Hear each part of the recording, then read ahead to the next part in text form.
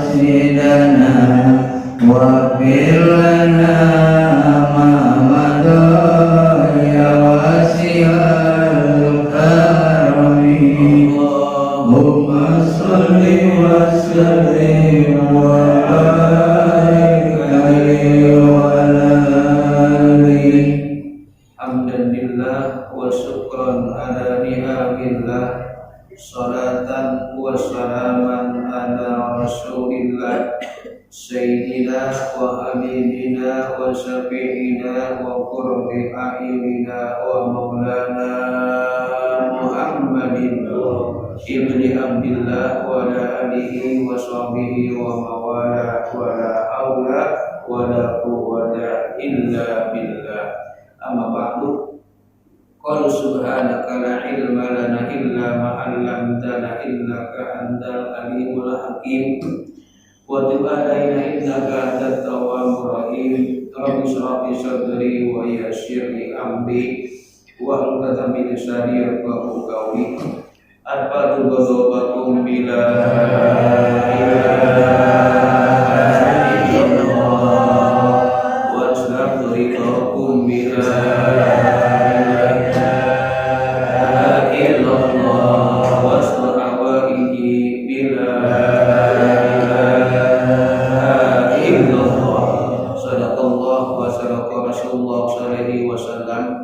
yang saya hormati, yang saya muliakan para orang tua, para penasehat, bapak-bapak jamaah dan ibu-ibu jamaah mushola al-muwahhidin, yang mohon maaf tidak disebutkan satu persatu, yang mudah-mudahan kita semua yang hadir di mushola yang kita cintai ini, kita senantiasa dirahmati diberkahi dan dicintai oleh Allah Subhanahu wa taala.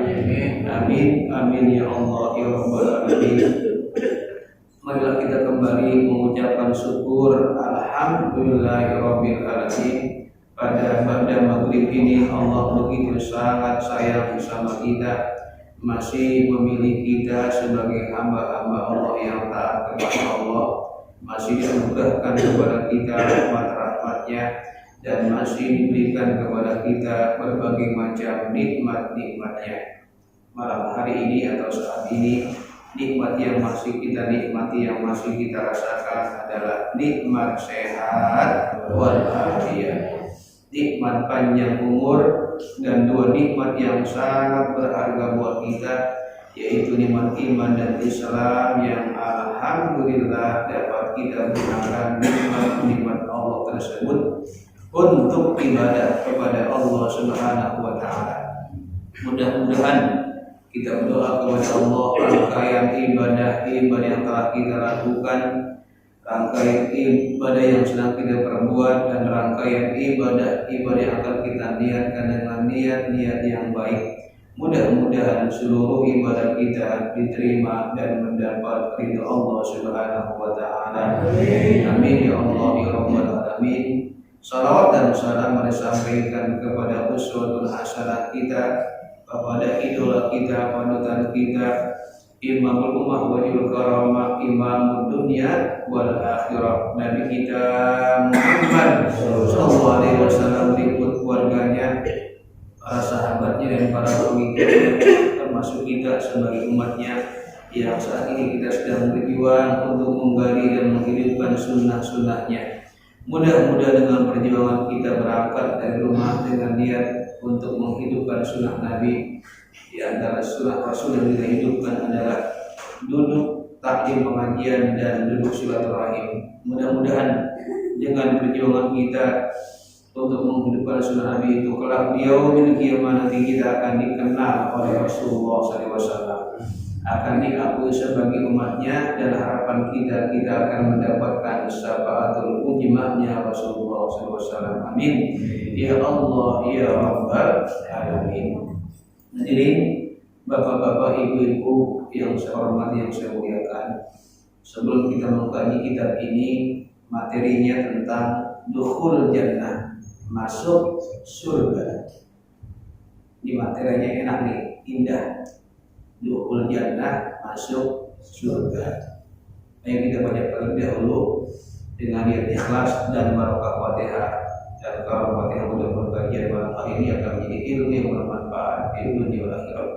Ala hadihi wa ala kulli niyatin sholih ma'asalamah wal barokah wal maghfirah wa hasil maqsud bil qabul wa ila hadratir Rasul Muhammad Rasulullah sallallahu alaihi wasallam bi Abdullah wa ala alihi wa ajwajihi wa dzurriyyatihi wa ahlihi khususan al-maqbulah Muhammadiyah Rasulullah bi mama amsal rasulihim wa qulihim khususan al-habib Syekh Syarif al-Atas wa surihim wa qulihim khususan al-habib Syarif bin Musid al-Syarif tamul surihim wa qulihim khususan al-habib Abdurrahman bin Al-Syagab wa surihim wa qulihim khususan al-habib Amin bin Alwi bin Udal surihim wa qulihim khususan al-maqbulah ki al-mansib al-jihad.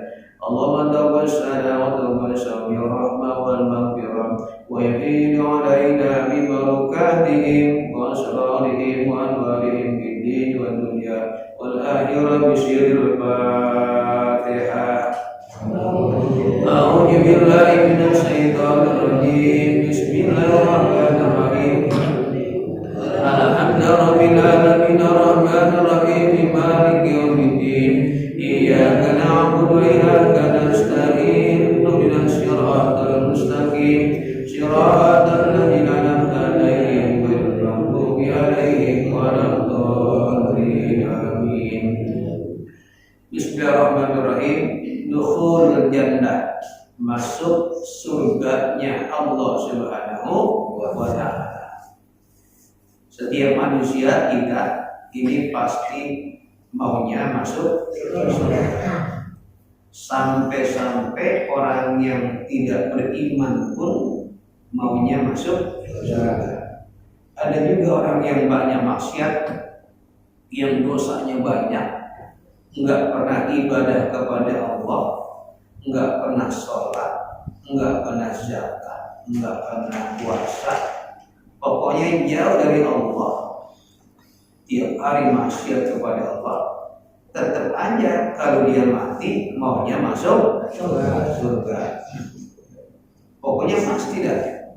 Itu yang maksiat manusia dimanapun berada, itu kalau menjelang ajal pengen matinya masuk surga.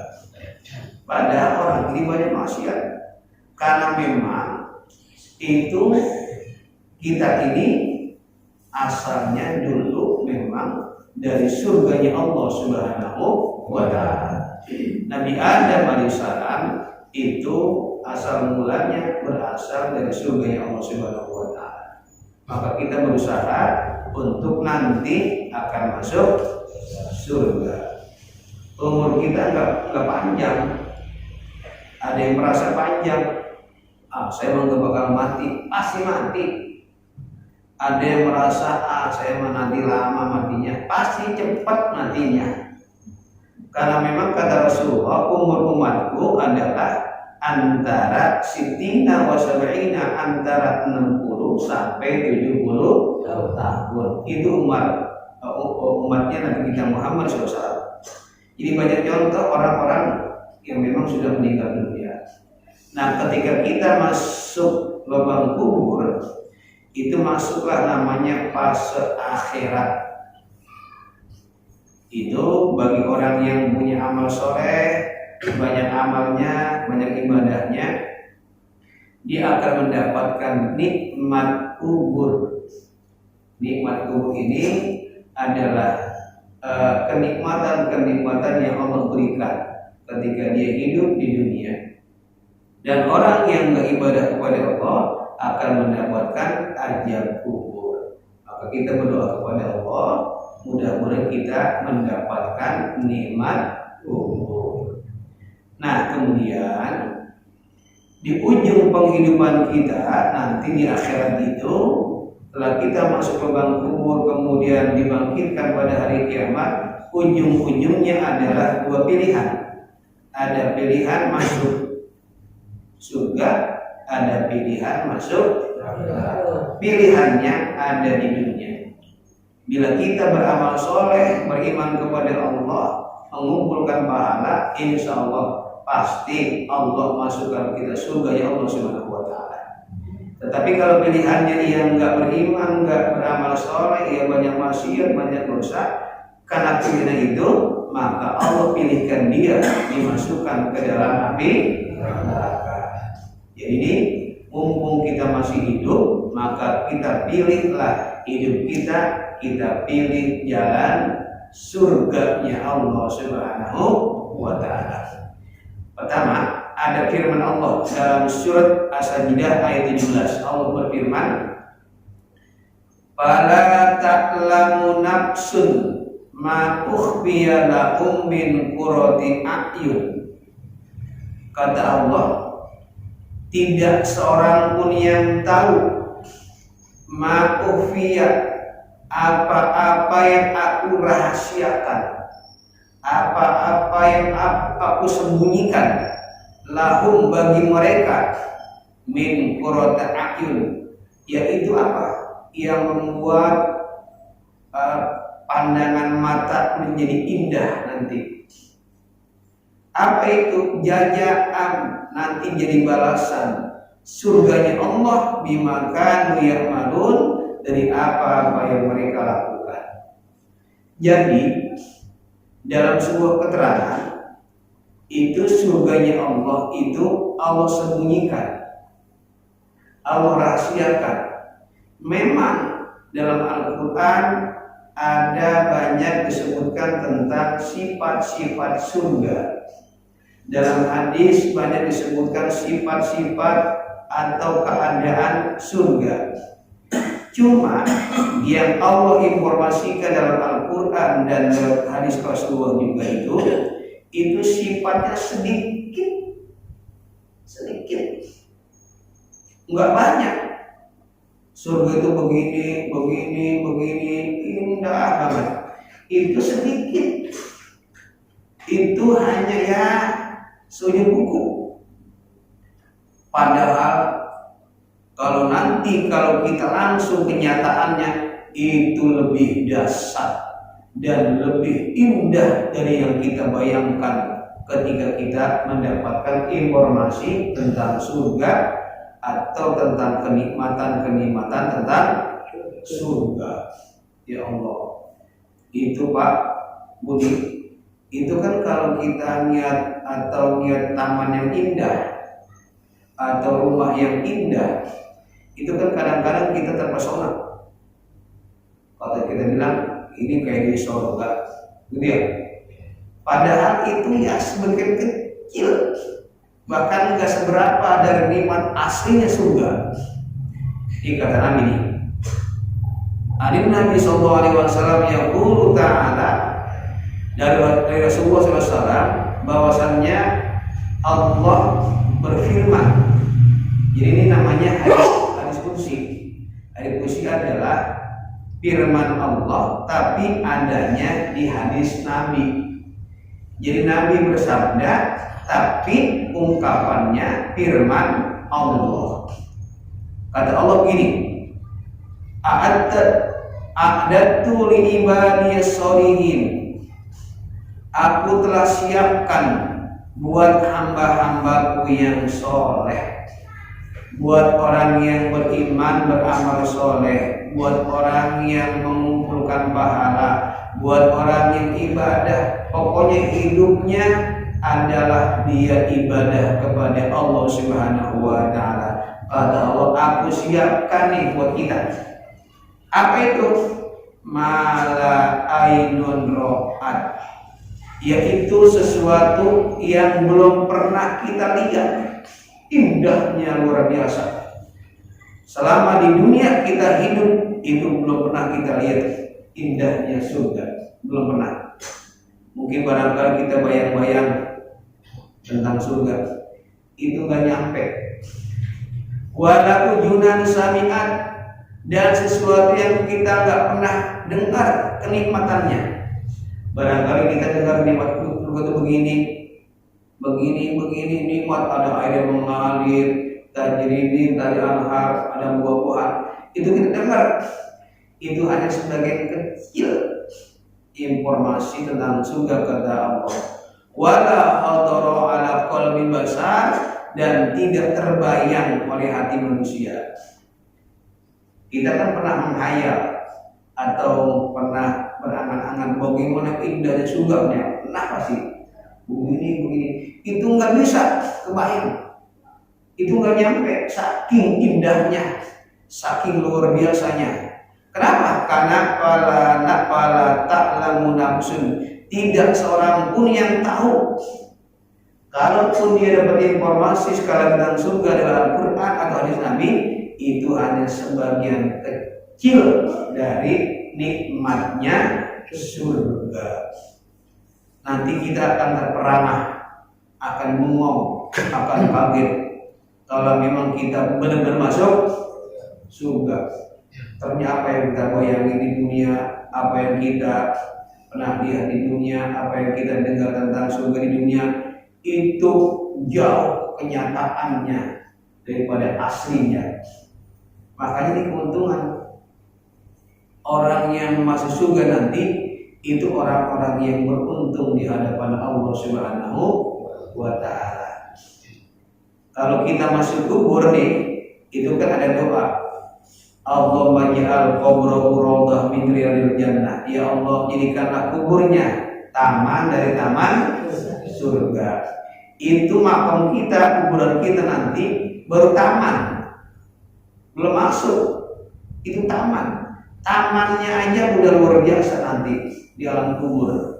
Nah, orang-orang yang menginginkan masuk surga, ketika dia udah masuk lubang kubur, dia dikasih sama Allah tamannya dulu, taman surganya Allah Subhanahu wa Ta'ala. Ya Allah, ini kalau saya jelasin tentang surga, mau dari Al-Quran, mau dari hadis, itu kita kadang-kadang sampai nangis rindu masuk surga. Dan yang dijelasin dalam Al-Quran dan dalam hadis itu nggak seberapa, kecil, baru 0,0% tentang informasi tentang surganya Allah Subhanahu wa Ta'ala. Jadi ini surga itu pokoknya luar biasa. Nah, disebutkan oleh Rasulullah SAW, fa innal jannata mi'atu darajatin. Sesungguhnya surga itu ada 100 derajat. Terus ma baina kulli darajataini kama baina samai wal ard. Antara satu derajat dengan derajat yang lain itu jaraknya, panjangnya baina sama wal ard, antara langit dan bumi. Itu surga ada 100 derajat. Jadi misalnya ada surga ada 7. Itu satu derajat, satu surga dengan surga yang satu itu panjangnya 100 derajat. Dan satu derajat itu sama juga antara langit dan bumi. Ini panjang. Kita aja di dunia ini lihat langit nggak nyampe ujungnya. Jadi antara satu surga dengan surga yang kedua, dengan surga yang ketiga, dengan surga yang keempat, sampai yang terakhir itu jaraknya 100 derajat, dan 1 derajatnya itu panjangnya jaraknya antara langit dan bumi. Masya Allah.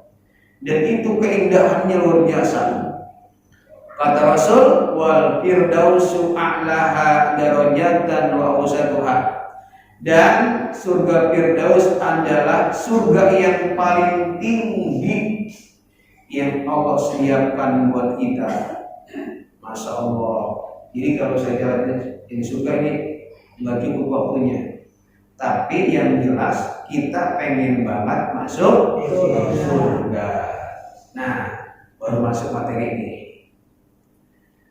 Dalam hadis Rasulullah SAW, ini mudah-mudahan cukup waktunya. Ini hadis riwayat Imam Ahmad dan Sahih Muslim. Bahkan nanti penjelasannya saya akan menjelaskan dari syarah Sahih Muslim yang dijelaskan oleh Imam Nawawi dalam kitab Syarah Sahih Muslim. Rasulullah SAW pernah bersabda, yadkhulul jannata aqwamun afidatuhum mislu afidatin tayri. Akan ada sekelompok orang yang nanti masuk surga. Hati mereka, hati-hati mereka yang masuk surga saat itu seperti hatinya seekor burung. Lagi-lagi, yadkhul jannah aqwamu afidatuhum mislu afidatin tayri. Akan ada sekelompok orang manusia yang nanti masuk surga, hati-hati mereka, kolbun mereka itu hatinya seperti seekor burung. Nanti penjelasannya, kok bisa? Nah, dalam kitab Syarah Sahih Muslim, Al-Imam Nawawi menyebutkan ada 3 bahkan 4 makna dari orang yang hatinya seperti burung. Nah, ternyata menurut ilmu perbinatangan, perhewanan, burung itu punya sifat 4.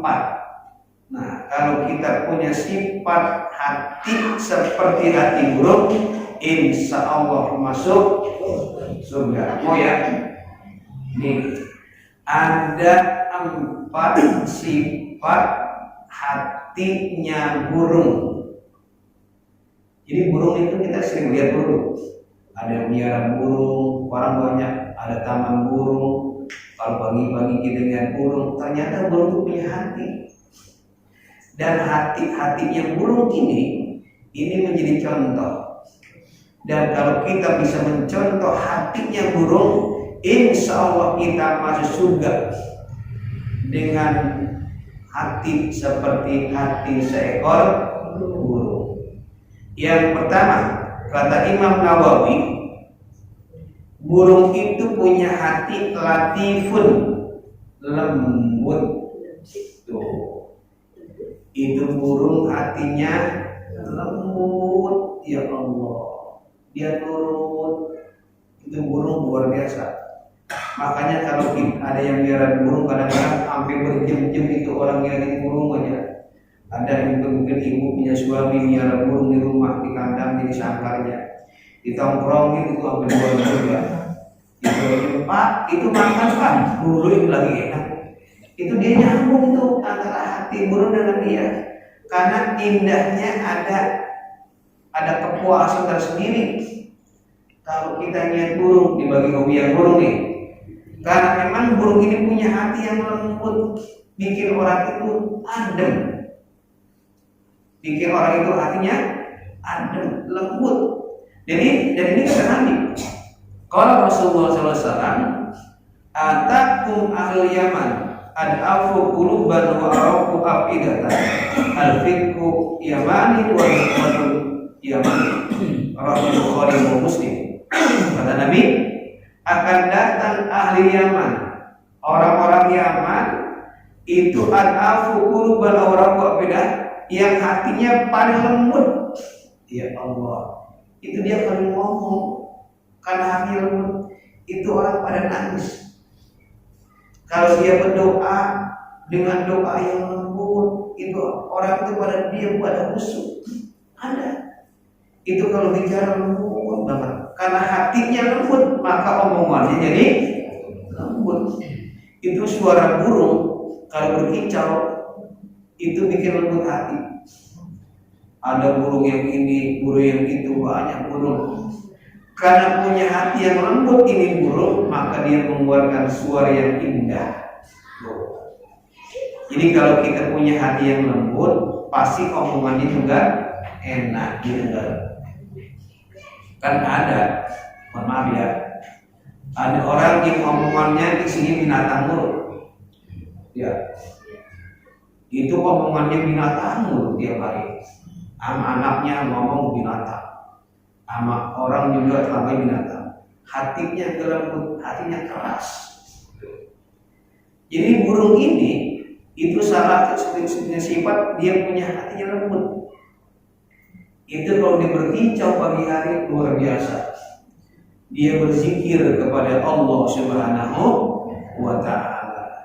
Makanya ada orang yang punya burung. Itu kenapa? Kata ini hoki, ini membawa keindahan, membawa kenyamanan.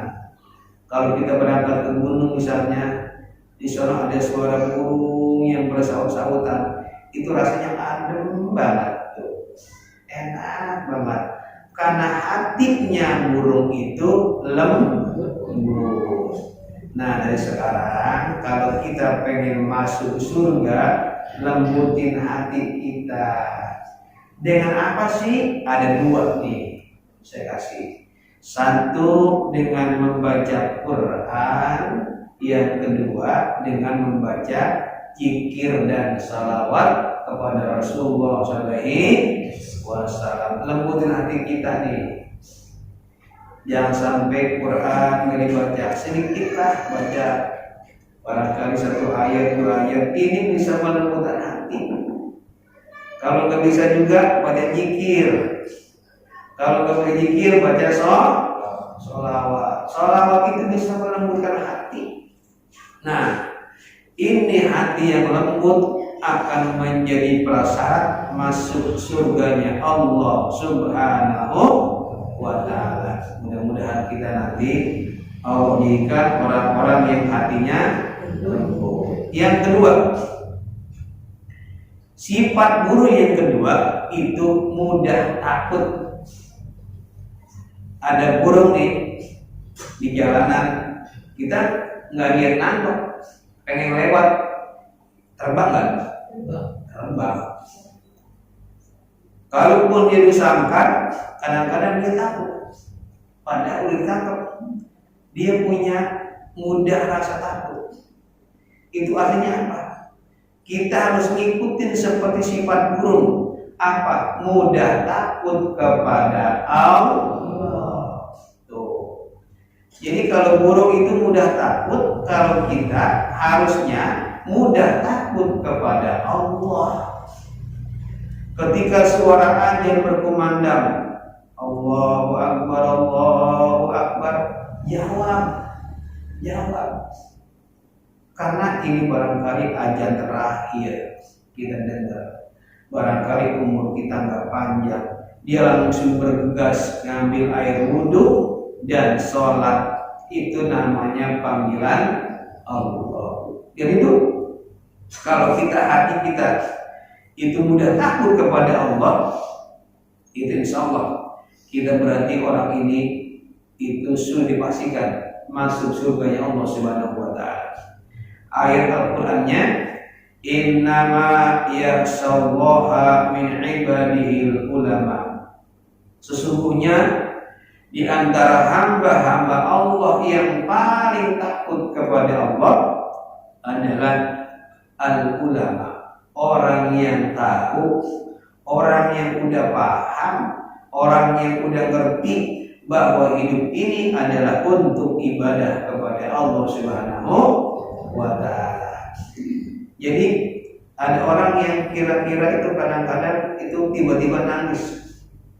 Barangkali informasi tentang neraka, tentang ada orang yang ini, orang ini langsung ibadah, nangis. Nah, itu dia takut sama Allah. Dan mudah-mudahan ini kalau kita punya sifat mudah takut kepada Allah, berarti orang ini mudah-mudahan termasuk ahli surga. Jadi sifat yang kedua dari seekor burung adalah mudah takut.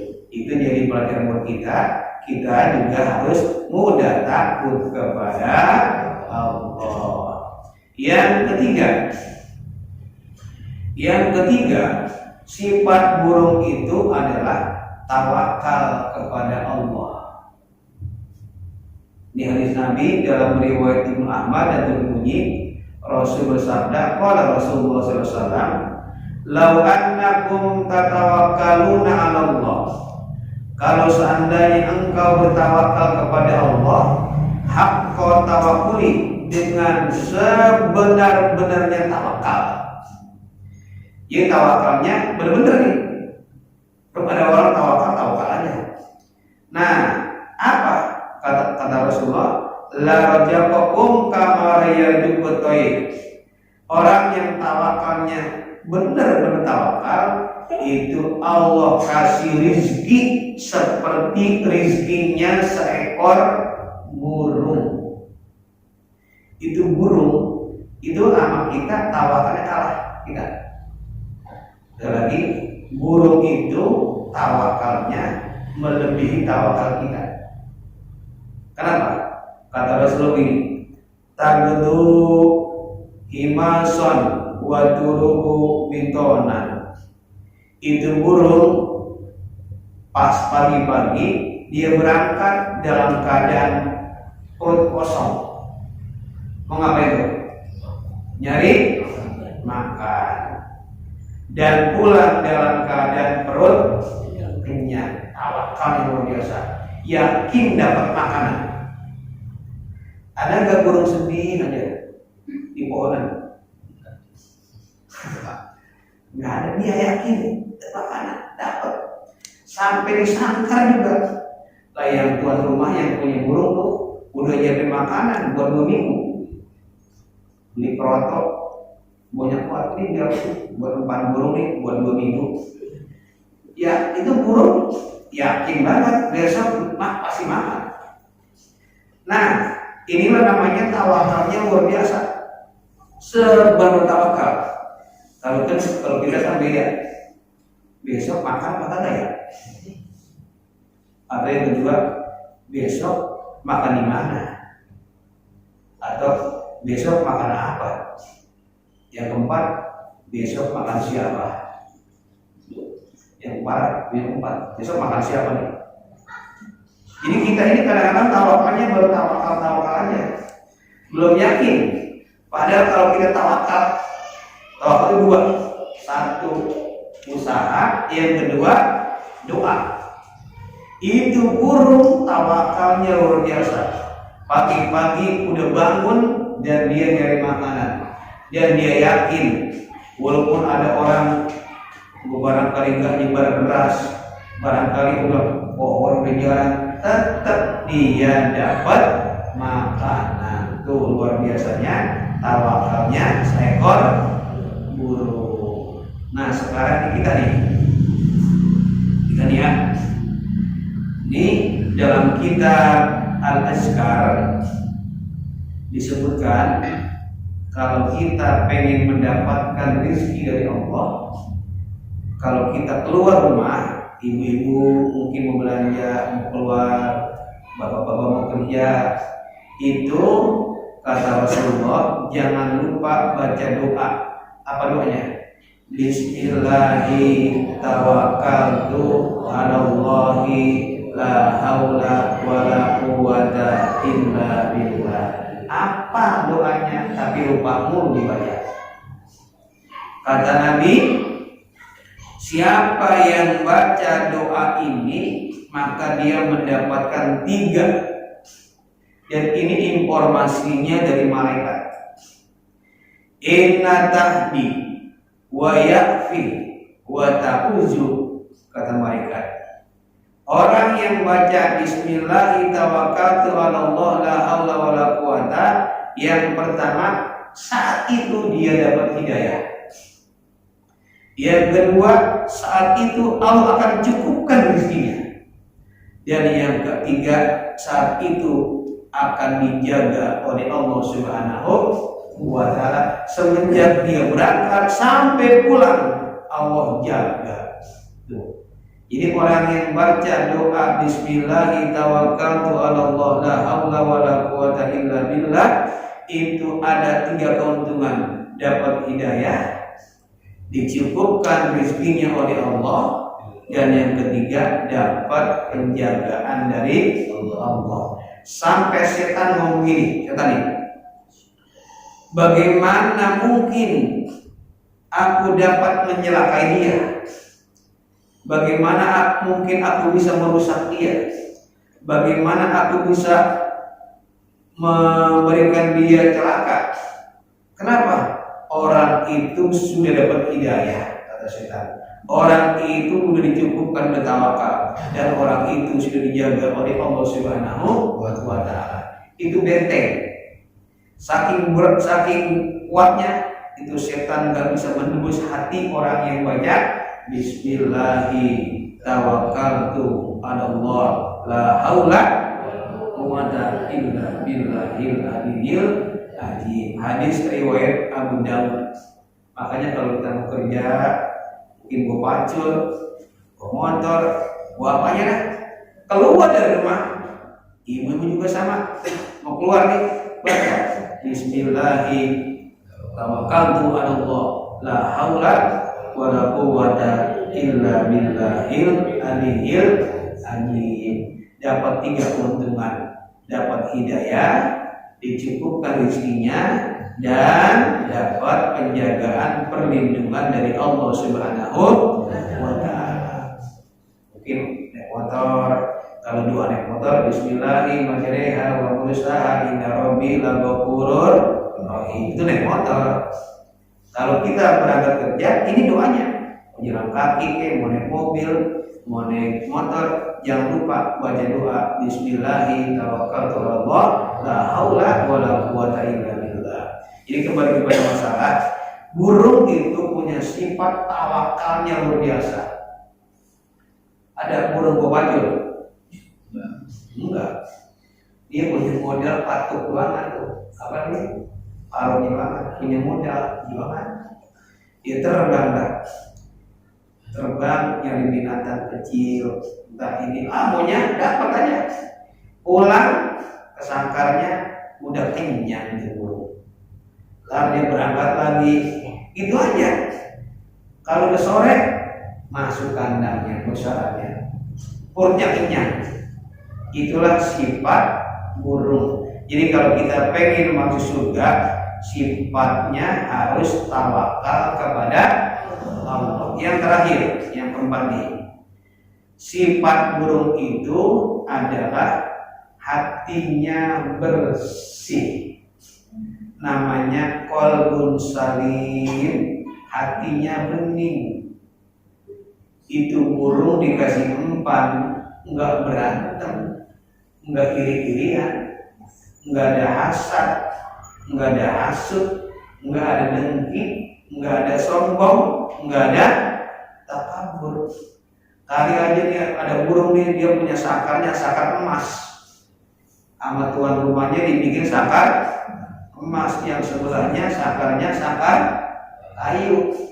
Itu burung sama burung main iri-irian enggak? Enggak, dia bersih. Sama-sama dia. Enggak pernah ada rasa iri, enggak ada rasa dengki. Itu dia bikin sarang di pohon, antara sarang satu dengan sarang yang kedua.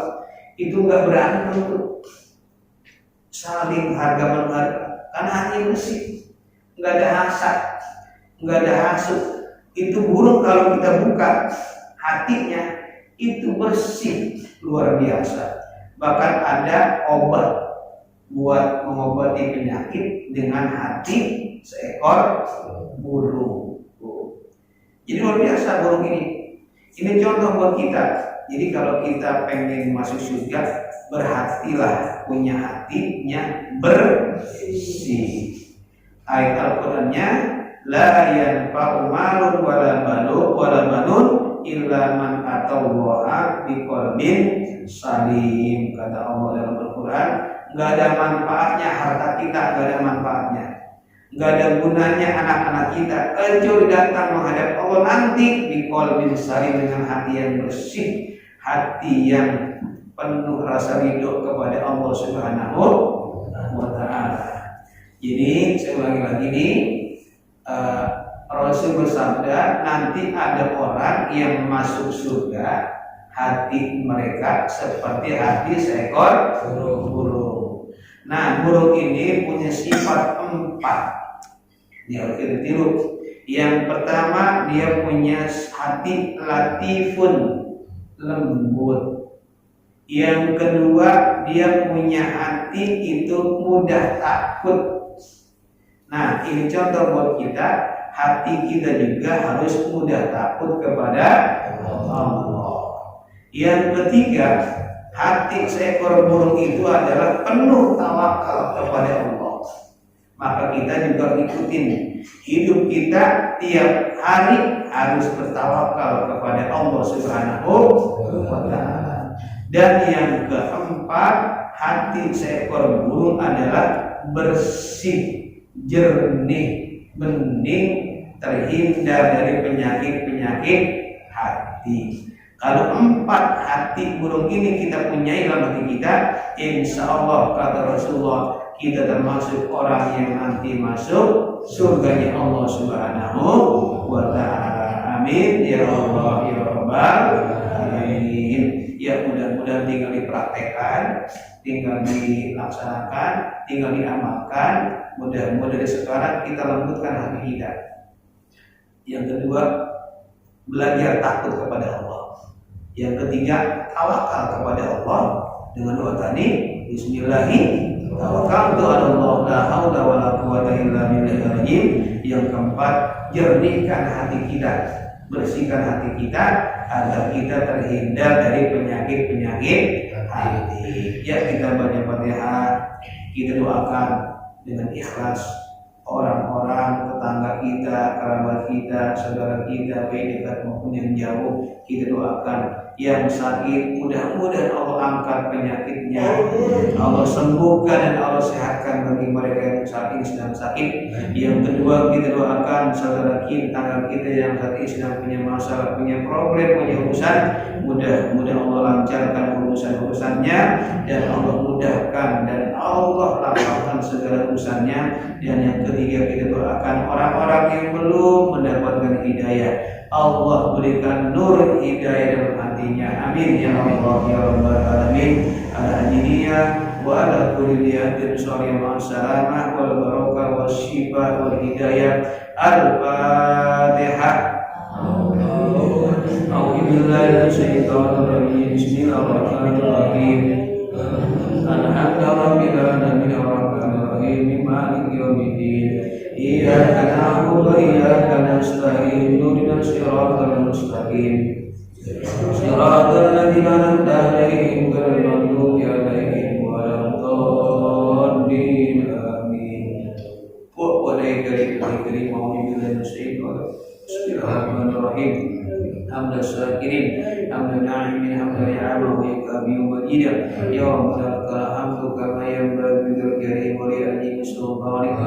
Allahumma shalli ala sayyidina Muhammad wa barik ala sayyidina Muhammad. Allahumma inna nas'aluka ilman nafi'an wa 'amalan shalihan mutaqabbala wa yaqinan shadiqan wa qalban khashi'an wa du'an mustajaba wa rizqan wasi'an wa barakatan min haitsu la yahtasib. Rabbi ij'alni muqimas shalah wa min dhurriyyati rabbana wa taqabbal du'a. Rabbana atina fid dunya hasanah wa fil akhirati hasanah wa qina adzaban nar. Udkhilna jannata ma'al abrar ya rabbal ya rabbal alamin. Wa sallallahu Muhammadin wa ala alihi wa sahbihi wa sallam bi fadlika subhanaka rabbil izzati amma yasifun wa salamun alal mursalin walhamdulillahi rabbil alamin. Terima kasih, mohon maaf. Wallahu muwaffiq ila aqwamit thoriq. Assalamualaikum warahmatullahi wabarakatuh. Waalaikumsalam. Allahumma salli ala sayyidina Muhammad wa ashghil